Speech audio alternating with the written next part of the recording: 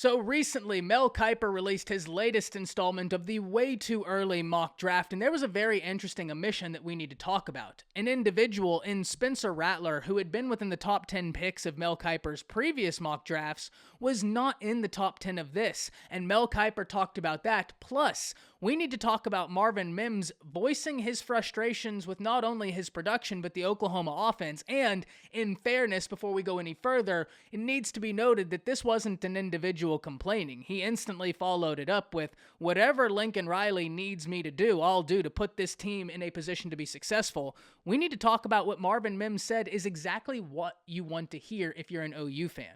Before we do, as always, y'all know the drill. I want to hear from you. Hop down to the comments. Give me a Y for yes or an N for no. Do you agree with what Mel Kiper said? Let me know what you're thinking there. If you're new to the channel, be sure to subscribe, hit that bell notification. I do constant college football content. You don't want to miss any of it. And if you enjoy this content, be sure to like and comment down below. Those interactions are massive. But with all that being said, let's first and foremost get the obvious out the way to begin with. These preseason mock drafts mean absolutely nothing other than providing an interesting talking piece and kind of getting an idea of where these individuals are seeing college players through the early portion of the season. But at the end of the day, this has absolutely no bearing on the NFL draft.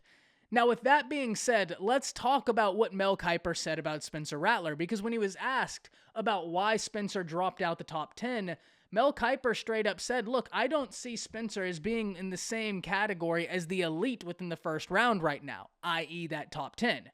Now, in fairness, Mel Kiper did say that not only does he have Spencer Rattler as a first-round quarterback still, he instantly followed that up with saying, look, there's a long season ahead of us. This is a very talented individual, and he could easily rise back up this board and nobody would bat an eyelash, right? Like that's the present capacity of this situation. But Mel Kiper pointed out some of the reasons as to why he had dropped Spencer Rattler, talking about the forcing throws into double or even triple coverage.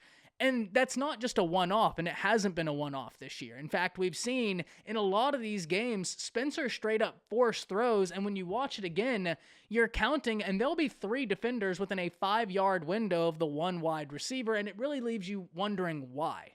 Why did you make that throw? In fairness, I do 100% still agree with my take after the West Virginia game that the struggles Oklahoma's offense had against West Virginia in particular are way more aligned on the offensive line side than they were on Spencer Rattler's side. And I do concede to a degree that Spencer's struggles this year have in part been because of inconsistent offensive line play. It really hints on something that when I was on Indy Sooners podcast we talked about. Just because you have the ability to do something doesn't mean you should. And one of the things Spencer Rattler looks like he's trying to do a lot of these times is prove to everybody that he can make throws that shouldn't be able to be achievable. But at the end of the day, there's a long season to go. And we remember what happened last year whenever a message was ultimately sent to Spencer Rattler. He came out and played much better football through the back stretch. Now, was last week's chance enough of a message for Spencer Rattler? That's not for me to say.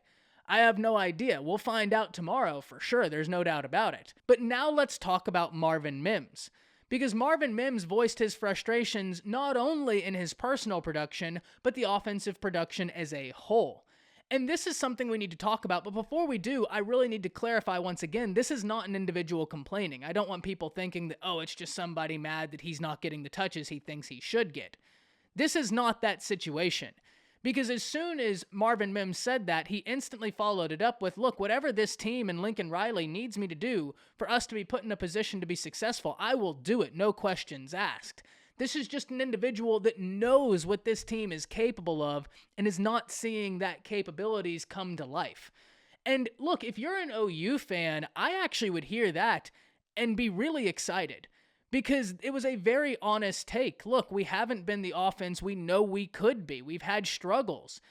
We know what we're capable of, and we want to get there.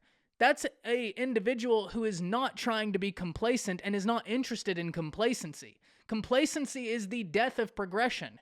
And you need this Sooner offense to progress if they ultimately want to get where they want to go, because the defense is holding up their end of the bargain. Now it's just about the offense giving the defense a bit of breathing room. A sentence that, quite frankly, I didn't think I'd be saying in the near future for the Oklahoma Sooners, but here we are. What a time to be alive. I think that's the beauty of college football, is the ebbs and flows we see.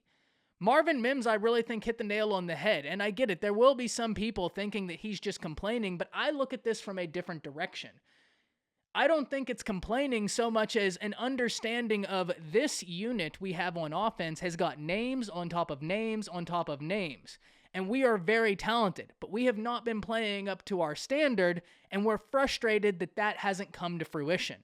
The pursuit of perfection is an admirable one, and I'd much rather an individual be upset that they're falling short of that pursuit than just straight up not talk about it at all and be complacent in where they are. And that's why at the end of the day, I think Marvin Mims talking about his frustrations is a really good indication that this is still a very hungry team, something the OU fans should at least be happy with. This is ultimately why I think this Kansas State game tomorrow is so big, because Kansas State has had Oklahoma's number, and this is Oklahoma's first road game of the 2021 season. How do they handle it? How do they handle an opponent that has had their number for the past 2 years? All going to be very interesting questions that we need answered, and that's why I can't wait for this game. Hop down to the comments, let me know what you're thinking. That's it. See ya.